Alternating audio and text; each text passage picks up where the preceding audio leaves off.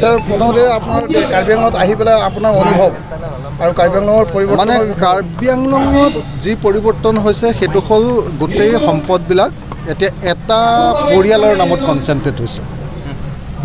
কাৰ্বি আংলং স্বায়ত্তশাসিত পৰিষদ গঠন কৰিছিলে মানুহক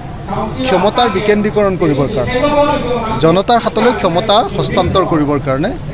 কিন্তু এতিয়া যিখন বিজেপি দলৰ কাউন্সিল চলি আছে এই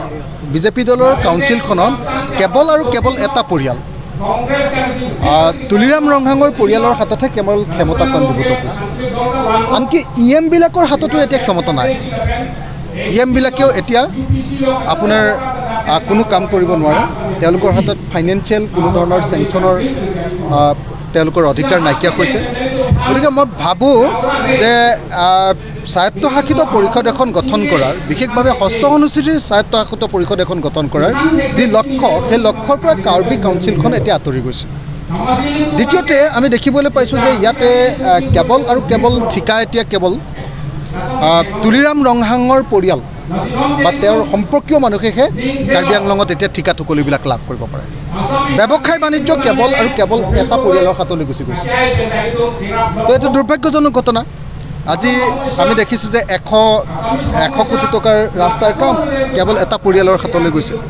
ইয়াত ঠিকা টুকলি সকলোৱে মানুহে মোক কৈ আছে যে ইয়াতে শিলৰ সিন্ডিকেট বালিৰ সিন্ডিকেট ইয়াতে কাঠৰ সিন্ডিকেট এই আটাইবিলাক এতিয়া কেৱল শাসক দলটোৰ হাতলৈ শাসক চক্ৰৰ হাতলৈ গুচি গৈছে মানুহৰ হাতত কোনো ধৰণৰ অধিকাৰ ইয়াত এতিয়া নাই এইটো দুৰ্ভাগ্যজনক ঘটনা আৰু মই শুনি আছিলোঁ বাহিৰত যে নহয় কাৰ্বি আংলঙৰ যথেষ্ট উন্নয়ন হৈছে কিন্তু কাৰ্বি আংলঙলৈ আহি দেখিবলৈ পালোঁ যে কেৱল ডিফু নগৰৰ কেইটামান ৰাস্তা বনোৱাৰ বাহিৰে আৰু এখন ষ্টেডিয়াম যোৱা চৰকাৰৰ দিনতে বনোৱাৰ বাহিৰে আচলতে কাৰ্বি আংলঙৰ ডিফু নগৰৰ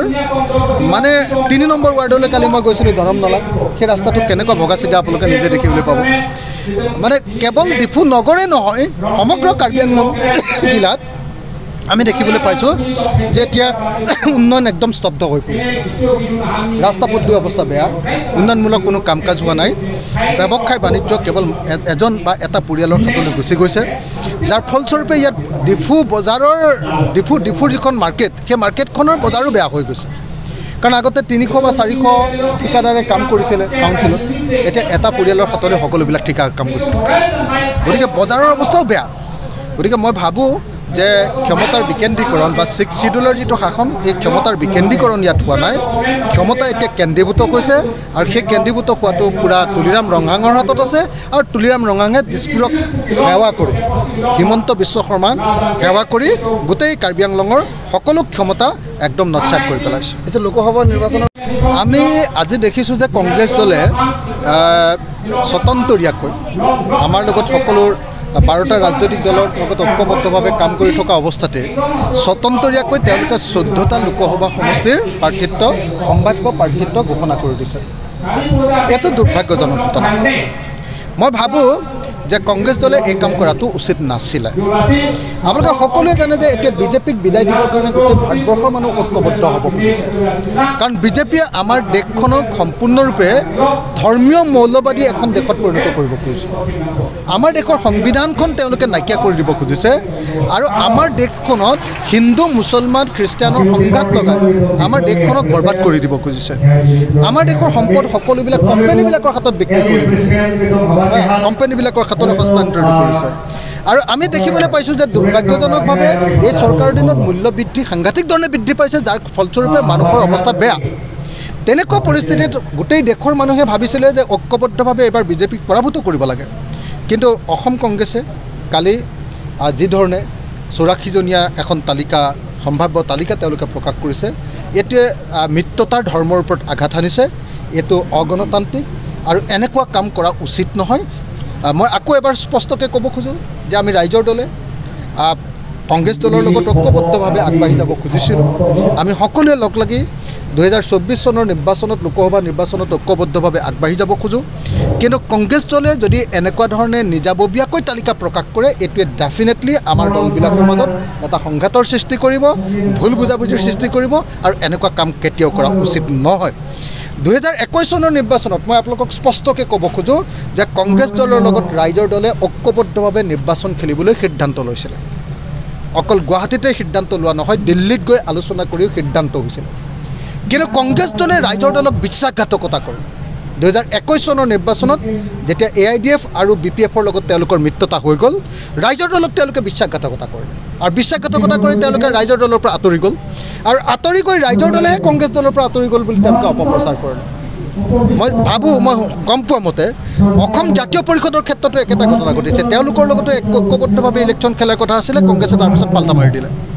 গতিকে এইবাৰ 2024ত যাতে এনেকুৱা ধৰণৰ ঘটনা সংঘটিত নহয় তাৰ কাৰণে কংগ্ৰেছ দল আৰু সকলো মিত্ৰ দলৰ প্ৰতি মই আহ্বান জনাইছোঁ যাতে আমি ঐক্যবদ্ধভাৱে নিৰ্বাচনত অৱতীৰ্ণ হৈ আমি জয়ী হ'ব পাৰোঁ আনহাতে কাৰ্বি আংলঙৰ ক্ষেত্ৰত আমি সকলোবিলাকে APHLC যিটো দল আছে আমাৰ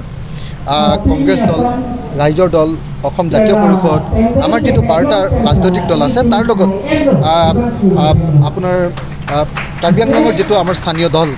APHLC এই APHLCৰ লগত ঐক্যবদ্ধভাৱে আমি নিৰ্বাচন খেলিব খোজোঁ যাতে ঐক্যবদ্ধ হৈ আমি বিজেপি দলক পৰাভূত কৰিব পাৰোঁ গতিকে মই আশা কৰিম যে JI কাঠাৰৰ নেতৃত্বাধীন APHLC ৰাইজৰ দল অসম জাতীয় পৰিষদ কংগ্ৰেছ দল আৰু অন্যান্য আমাৰ যিবিলাক বিৰোধী শক্তি আছোঁ ঐক্যবদ্ধভাৱে আমি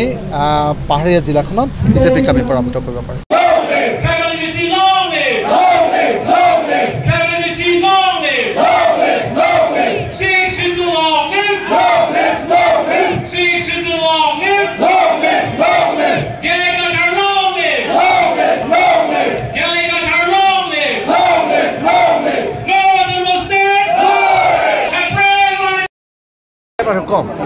Kalang body bang thong kep.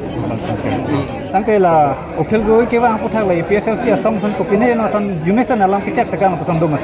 Lagi nang litung tar yulong lo, lagi article 244 ike pichun bek nangi busi polo, lapen Sixth Schedule ateng pen, ron ateng pen kam claim bek nangi busi alang litung pulo. Cerap lah petu mande. Oh cerap lah petu lagi. Apa cerap lah, la ilitum ke hang ason sinang claim dunji pulo te cerap nang kok pogadi. Pulo je. Ande video lang ho, menar. Kalau mas. Video lang mah. Ancol lo. Ini arti lang. Ini. Ha.